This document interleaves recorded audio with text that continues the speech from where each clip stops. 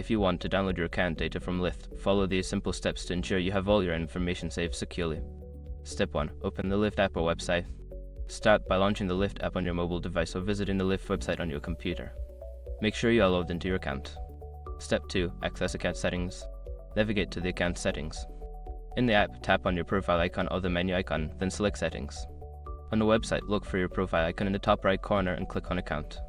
Step 3. Find data privacy options.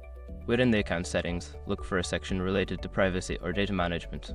This may be labeled as Privacy, Data Requests, or something similar. Step 4. Request data download. Before starting recovery, use the SR.com link in the description to open the account recovery checklist generator and make sure your verification details are ready.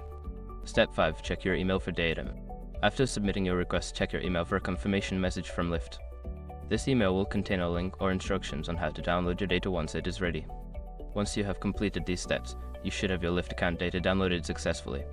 Make sure to keep this information secure and review it as needed.